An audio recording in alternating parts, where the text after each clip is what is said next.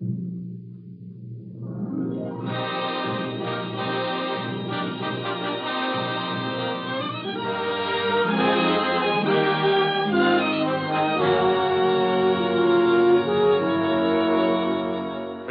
Walter Houston in America for Christmas on the Cavalcade of America, sponsored by the DuPont Company, maker of better things for better living through chemistry.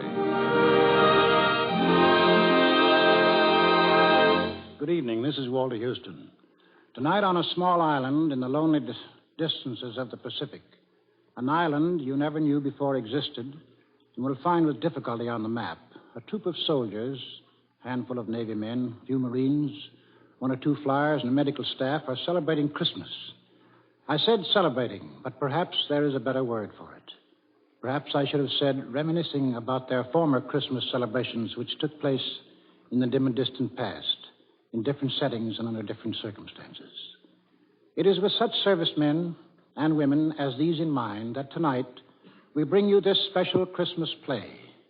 And so, with the best wishes of the season, the DuPont Company presents America for Christmas by Peter Lyon, in which I have the pleasure of appearing in the part of a master of ceremonies for an overseas USO camp show entertainment unit. And we're happy to have as our soloist an authority on American folk music, the composer of Ballad for Americans, Earl Robinson.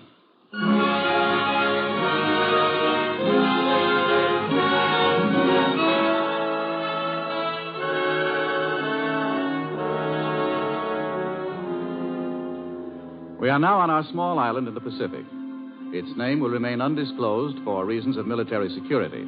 But you can be sure that every inch of its ground is by now familiar to every man stationed there. By now, they've eaten their Christmas dinner and opened their Christmas packages.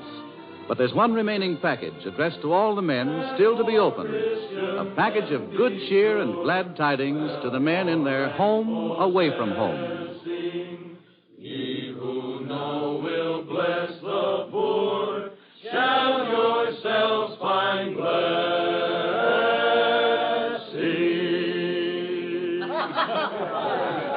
The group has just finished a Christmas carol, and the MC, an old vaudeville trooper, steps forward to open the show.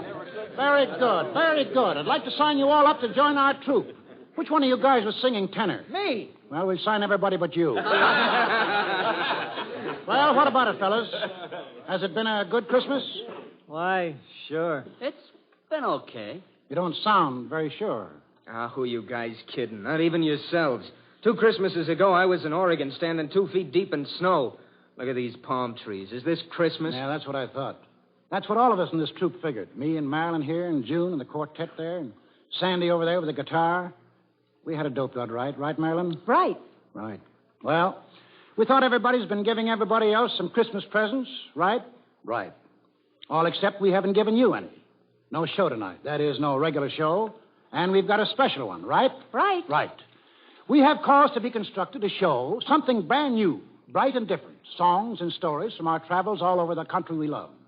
And it's our present to you. It's the best we can do. It's all we can do. Okay? Okay.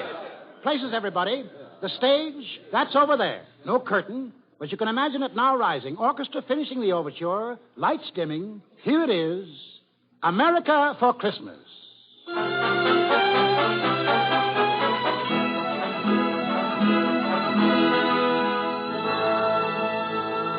Roll on, Columbia, roll on. Roll on, Columbia, roll on. Your power is turning our darkness to dawn. So roll on, Columbia, roll on. Roll on, roll on. Columbia? Who's that? What are they singing about? They're singing about America, young lady, and Columbia is her symbol. She's a big country and a great country, a hot and cold country, an empty one and crowded. She's an all-over country. And whatever you want, you'll find her in America. That's why they're singing about her. They? Who are they? Why, they're the people, young lady, the people who live in America and sing songs about her and tell stories about her and lie about her and brag about her and love her. The farmers on her plains and the men who built her cities and made her strong. Roll on, Columbia. Roll on, Columbia. They're all over America right now, singing and talking and telling tall tales. If you want to meet them, You'll have to travel the whole country fast. Let's go. All right, and discover America all over again. Where do we start? Well, let's see. Might as well start where the Pilgrims started, I guess. On the shores of New England. Oh, Stormy was a fine old man.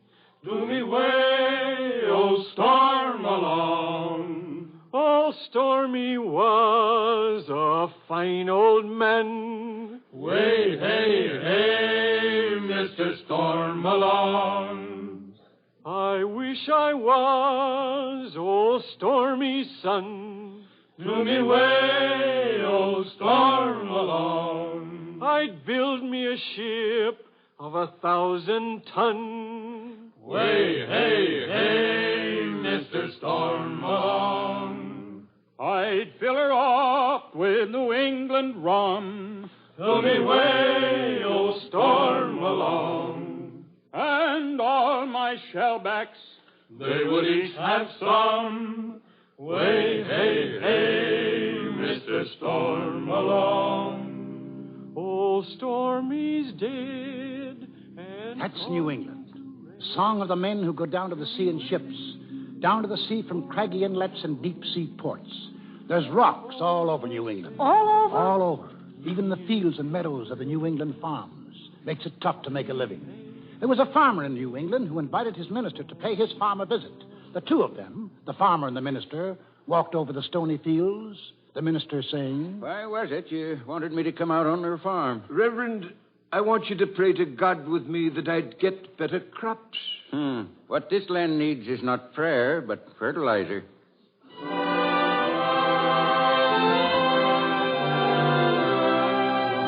That's New England, a rocky country. Men get to be shrewd traders in that country. They have to. What's a shrewd trader? A shrewd trader is, well, do you want to watch a couple of shrewd traders in operation? A Yankee peddler with a wagon load of Yankee notions, pulled up in front of a Yankee general store. The storekeeper going down into the road and asking... what's the price of your razor strops? $1 each for these strops. $1 apiece? They'll be sold for half the money before the year's out. If one of these strops is sold for 50 cents within a year, I'll make you a present of one, mister. You will you? Now. Ben. Oh, you Ben. Yep. You're the witness to the contract. Yeah, I'm the witness. All right, peddler. I'll purchase a strap on those conditions. Here's your $1. Contract's a contract. I'll stick to it. Ben, I don't much like this strap now that I bought it. How much you give me for it? Hey. Well, guess seeing it's you, I'll give you 50 cents for it. Hey, now, see here. Here you are, Ben. 50 cents, it's yours. All right, you win. Here's your strap for free. Want to watch out for yourself when you're in Bethel, Mr. Peddler. Some pretty sharp fellows around here. Tolerable, but nothing to brag about. I made 75 cents on that deal. How's that? I got $1 for 2 strops, which cost me only 12.5 cents apiece. I heard of the cute tricks of you Bethel fellas. I generally sell these strops for only 25 cents apiece. But, gentlemen, if you want any more at 50 cents apiece, I'll be happy to supply your whole village. Yes, sir. Anything else you want to buy now? Nope. Been shaved enough by you tin peddlers. Want no more of you. It's very hard to condemn a whole class because of 1 or 2 dishonest ones. Give me a fair trial. I'm traveling all through this countryside. I can get rid of your unsaleable goods. Nope. Here. Tell you what I'll do. I'll give you a fair chance. I'll sell you anything I have in my wagon at my lowest wholesale price, and we'll take in exchange anything you please to pay me from your store at the retail price. Mm-hmm. Fair, ain't it? I'll look over your goods. Got a lot of whetstones there. About how much? Wholesale price of whetstones is $3 a dozen. I'll take 12 dozen of them. All right. That's $36 you owe me, for which I'm to take such goods as you please at retail price. Now, what are you going to pay me in? In whetstones, retail price 50 cents. You get just 6 dozen.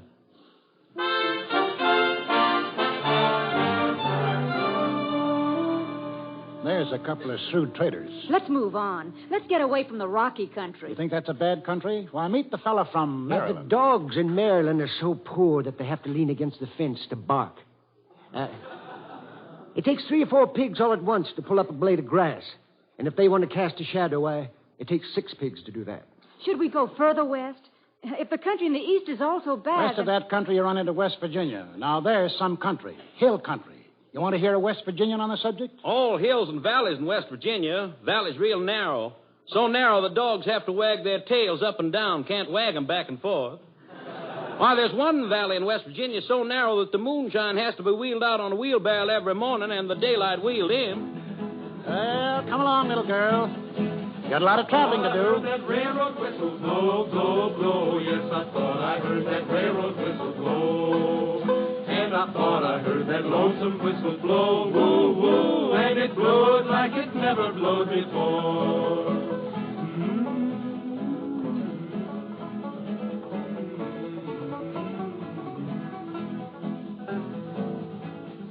Taking this train, jump on. Where's it go? West? West, and it goes right by Pittsburgh. Have to look fast if you want to see it. Where is it? I want to see Pittsburgh. There's a Pittsburgh fella. I've been working that Pittsburgh steel, I thought you knowed. I've been dumping that red-hot slag way down the road. I've been a-blasting, I've been firing, I've been pouring that red-hot iron. I've been having some hard traveling, Lord.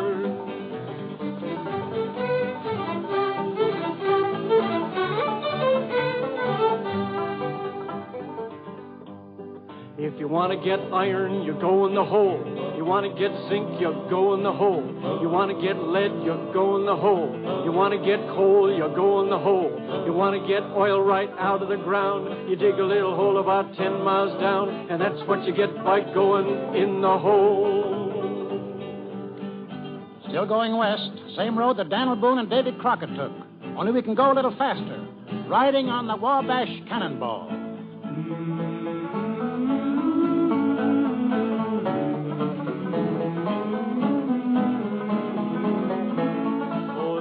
To the jingle, the rumble, and the roar, as she glides along the woodland, the lakes, and by the shore.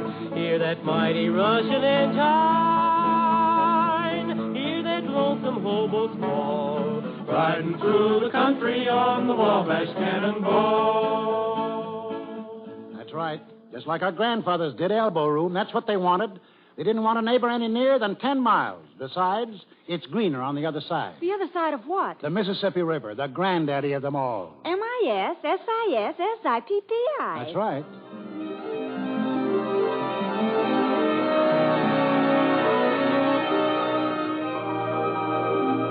The rivermen, the boatmen, floating down on rafts, talking easy on the night air, talking big, talking quiet, making up stories just to hear the sound of their tongues wagging.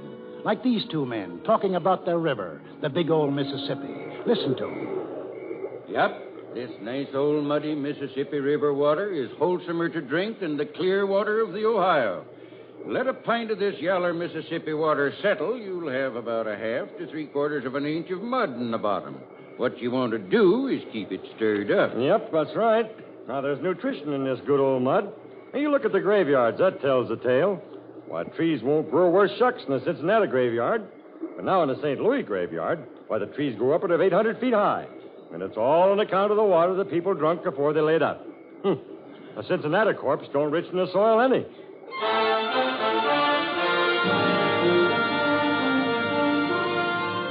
That wasn't all they talked about either. They talked about, mosquitoes, for instance. The mosquitoes in the Mississippi River Valley. I heard a man talking about those mosquitoes once. Well, sir, I'll tell you. Now, the state of Arkansas has been injured and kept back by generations of exaggerations concerning the mosquitoes there. Why, sir, these mosquitoes have been persistently represented as being formidable and lawless. But the truth is, they are feeble, insignificant in size, diffident to a fault, sensitive.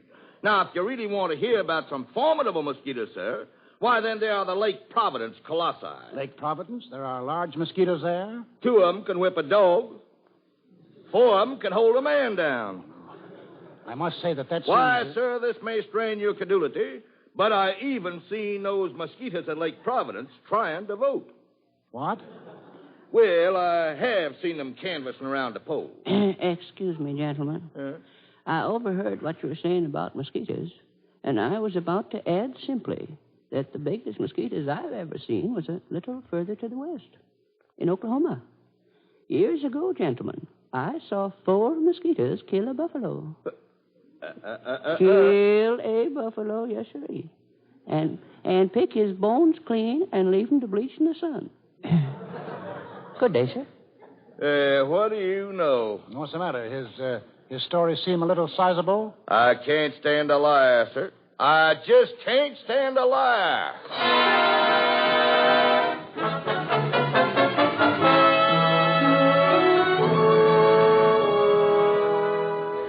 You're listening to America for Christmas, starring Walter Houston as the Master of Ceremonies in a traveling USO Camp Shows unit on the Cavalcade of America, sponsored by the DuPont Company, maker of better things for better living through chemistry.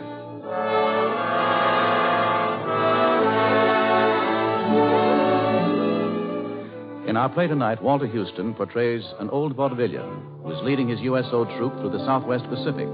And on this Christmas night, they are entertaining a company of servicemen and women on a tiny Pacific island, entertaining them by giving them the best Christmas present they know, a memory of America as they remember her through our American folklore. They've covered the eastern half of the country in their special Christmas show. They're in the valley of the Mississippi right now, and I think... Yes, they're in the station, buying their tickets to the next stop. Oh, that Rock Island line is a mighty good road. Yes, that Rock Island line is a road to ride. And if you want to ride, you gotta ride it like you find it. Get your ticket at the station on the Rock Island line. And so now we're across the Mississippi. This must be Arkansas. Please, Marilyn. What's the matter? The name of this state is not Arkansas, my poor benighted child. It isn't? That's what it looks like when you see it. Arkansas. No. Now, maybe you don't realize how strongly folks in this state feel on the subject. Years ago, there was a debate right in the state legislature when someone proposed that the state go on record to change its name from Arkansas to Arkansas. Another fella, well, he got up and made a big speech. Mr. Speaker, you blue-bellied rascal, I have for the last 30 minutes been trying to get your attention. And each time I have caught your eye, you have wormed, twisted, and squirmed like a dog with a flea in his hide. Gentlemen, you may tear down the honored pictures from the hall to the United States Senate. Pull down the stars and stripes. Curse the goddess of liberty. But your crime would in no wise compare in enormity with what you propose to do when you would change the name of Arkansas. Compare the lily of the valley to the gorgeous sunrise, the discordant croak of the bullfrog to the melodious tunes of the nightingale, the bray of a Mexican mule to the classic strains of Mozart. But never change the name of Arkansas. No, 1,000 times no.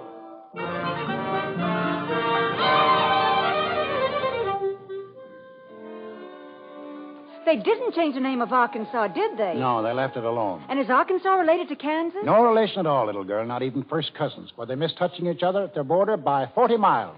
In fact, down in Arkansas, people sing a song about the people up north in Kansas. Oh, they chowder back a thin in Kansas. Oh, they chowder back a thin in Kansas. Oh, they chowder back a thin and it rolls right down their chin. And they lap it up again in Kansas. Oh, potatoes, they grow small in Kansas. Potatoes, they grow small in Kansas. Oh, potatoes, they grow small, and they dig 'em in the fall, and they eat 'em tops and all in Kansas. Come all who want to roll. I don't think I want to stay in Kansas if that's what it's like. Well, it's not exactly like that, but the potatoes really aren't quite as big as they are in, say, Idaho. They grow big potatoes in Idaho? Big potatoes in Idaho? Well, I should think pretty sizable. A couple of years ago, when they built an army camp in Idaho, one of the mess sergeants went around to see about buying some potatoes. Spoke to one of the Idaho farmers who had a little farm. Raise potatoes on your land? Mm-hmm. Will you sell me some? I need some for the army camp, other side of Lewiston. Well, how much do you want? Oh, 100 pounds. Only 100 pounds? Yeah. No, I wouldn't cut a spud in two for no one. Still going west. Are we out of Arkansas yet? Ah, yes, this is Texas. We'll be here quite a spell. I should think so. It's so big. Yeah, and the people here, well, They think quite a bit about their climate here, too. Weather, you know, comes different pretty often. Well, seeing there's so much of Texas, I should think the weather would be all different kinds. Yes, but the point is, in Texas, the weather is all kinds all at the same time. As the fellow says, nobody prophesies about Texas weather except newcomers and dumb fools.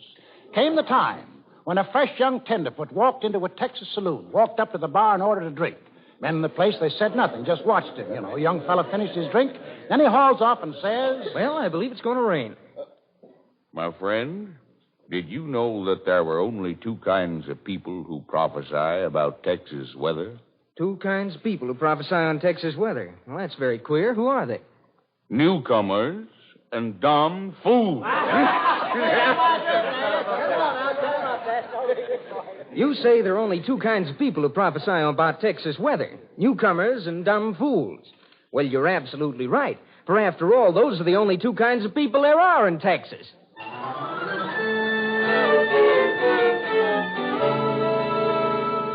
Cow country through here, and to the north, and to the west. Further on west, you come to the desert, where it's dry. Yuma, where it's been known to get pretty warm sometimes when it's summer, and the migratory workers sing in the evening. I work in your orchard of peaches and prunes, and I sleep on the ground neath the light of your moon. On the edge of your city, you see us now and then. We come with the dust, and we go with the wind. California, Arizona, I make all your crops. Then it's up north to Oregon to gather in your hops. Dig beets from your ground, cut the grapes from your vine, to get on your table your light sparkling wine. Jump on, here we go again, north this time. Another train ride? I'm riding on this Blue River train. I'm riding on this Blue River train. Same old train that brought me here, and it's soon gonna carry me away. Got something special for you to see up north here. What's that? Something big? Biggest thing man has ever done. Well, this world has 7 wonders that the travelers always tell. Some gardens and some flowers, I guess you know them well. But now the biggest wonder in Uncle Sam's fair land, it's the King Columbia River and the Big Grand Coulee Dam up in the state of Washington. She winds down our granite canyon, she bends across the lea, like a silver running stallion down her seaway to the sea. Well, she ripped our boat to splinters, but she gave us dreams to dream of the day this Coulee Dam would cross that wild and wasted stream. Now as we join in battle to make all people free, that old Coulee Dam is fighting along with you and me. Yonder flies the flying fortress to fight for Uncle Sam, spawned upon the Columbia River by the Big Grand Coulee Dam. California. Are we going to California now? Climate, that's all there is in California. The Californian says... We got the healthiest. It's so healthy, when we started a graveyard, we had to shoot a man. Hearing which, if you raise your eyebrows in polite disbelief, the Californian says further... We don't have to prove it. We admit it.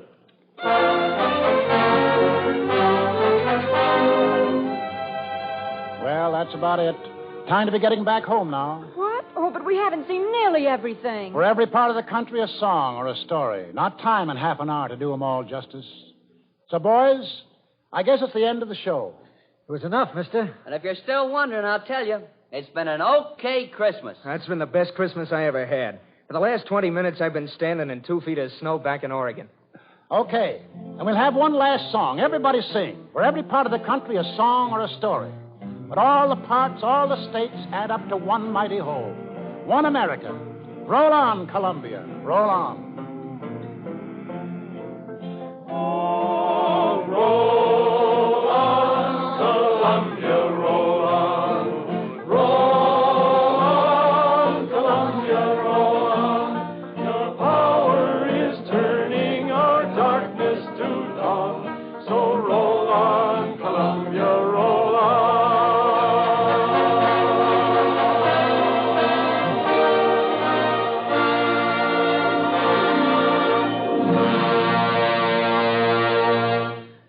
Walter Houston and the members of tonight's Cavalcade cast, our thanks.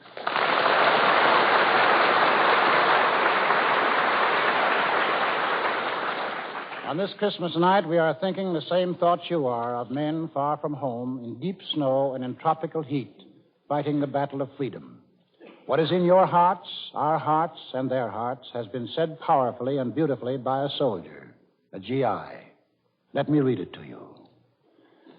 At the moment, it is difficult to think of victory as meaning anything but an end of fear to loneliness and death, and a chance to go back to pick up the strands of interrupted life. Henceforth, each simple pleasure, each right we always took so lightly will take on rich meaning. We know what it costs to keep them, and we know, too, that we have really earned a share in them. But victory means much more. With victory, we stand on the threshold of limitless inventions and comforts. We possess the resources to extend our horizons in every field of endeavor and every aspect of human relations.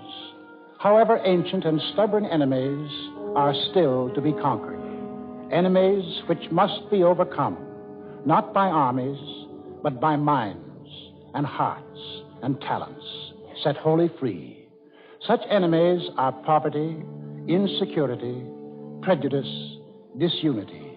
These too shall be conquered, for we have begun to think more deeply and more dynamically. And if we can sweep aside untold obstacles to smash the most ruthlessly efficient machines of destruction ever devised, surely we possess the vision and practical genius to organize for peace, security, and a world designed for living. Till now, many have ruled because of accident of birth and power or wealth.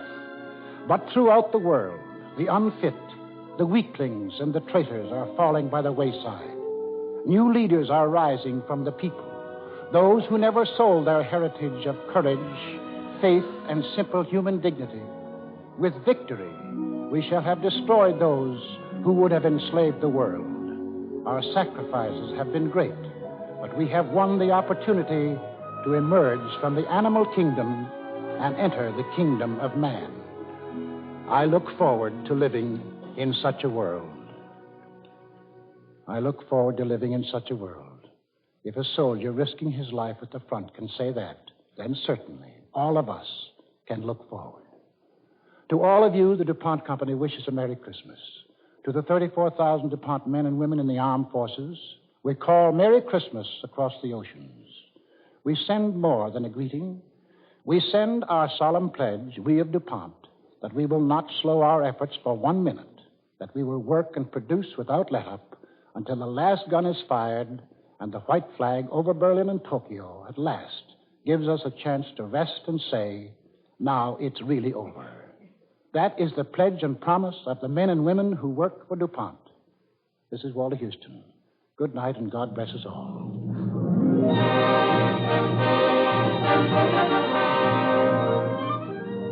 Next week, the Cavalcade of America will bring you Anne Harding in Westward the Women, the story of Abigail Scott Duniway.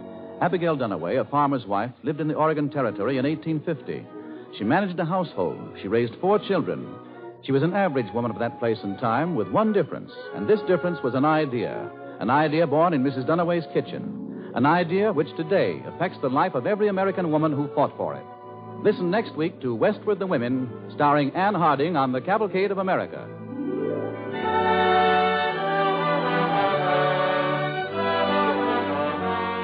Tonight's Cavalcade play was based on A.L. Botkin's book, A Treasury of American Folklore, published by Crown Publishers. For use of special songs, Cavalcade is indebted to Woody Guthrie, and for their arrangement and direction to Earl Robinson. Heard in the program was the Sportsman's Quartet. The orchestra was conducted by Robert Armbruster. This is Gain Whitman sending you season's greetings on behalf of Cavalcade sponsor, E.I. DuPont de Nemours Company of Wilmington, Delaware.